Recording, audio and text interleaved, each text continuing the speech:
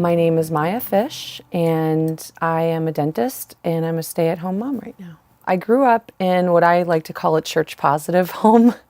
My parents weren't religious. We didn't pray at home exactly, but we went to church on some Sundays, not every Sunday, and celebrated the holidays and so forth. My mom brought us to a Missouri Synod Lutheran church, and my dad would come with us occasionally. He was Catholic, but he was not a practicing Catholic. My freshman year, of course, high school, all the changes that I think a lot of girls go through in high school with figuring out popularity and friends and where you are in the social strata and figuring yourself out and that. And I had a few classmates that were very outspoken evangelicals. They were killed in a car accident, unexpectedly going to a basketball tournament.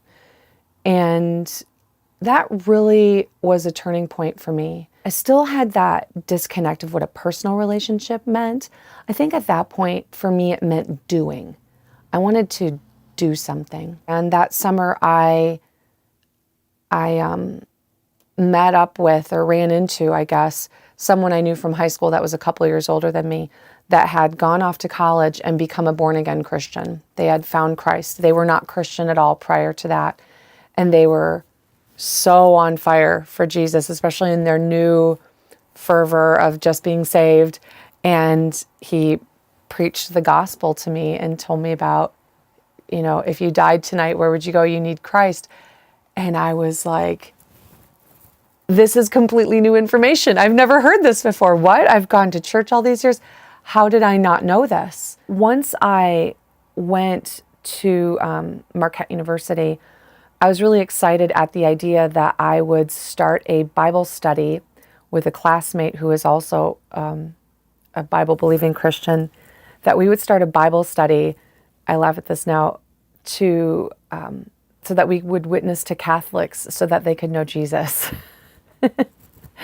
And the thing that surprised me once I got to Marquette is I met a whole slew of other Catholic or other college students that were Catholic, and they weren't these Christmas, Easter Catholics that I perceived all Catholics were. That was just my perception at the time. They were on fire for Jesus.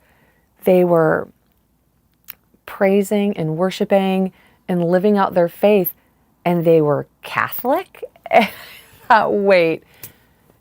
Wait, hold up. This is not, maybe I don't know about the Catholic Church. There's meetings called Theology on Tap. They're done across the country, and they have them in the Archdiocese there in Milwaukee. And it was a meeting, and there was a priest there, Father Tim, and he said, "Who here thinks without Jesus, you're just a pile of dung?" And I raised my hand. I'm like, well, yeah, without Jesus, I'm nothing. And I looked around, and it was pretty much me and one other girl, and it turns out she was an evangelical too. She was the only one that was raising her hand. And that's not to say that all evangelicals believe that, but that was my feeling.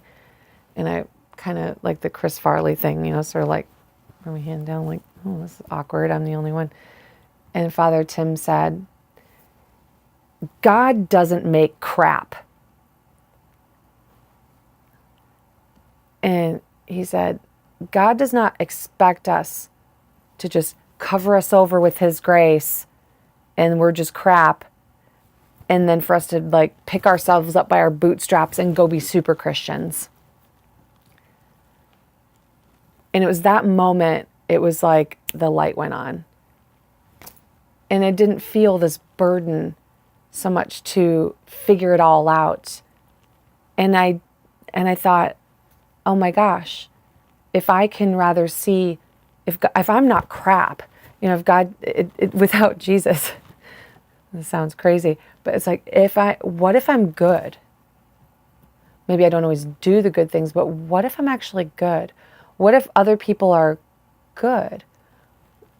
That's where it introduced to me this concept that I could find Jesus in others, even if they didn't love him. I could find him in others. And if I could find the good in myself, then if I had that view about myself, then I could have that view about others.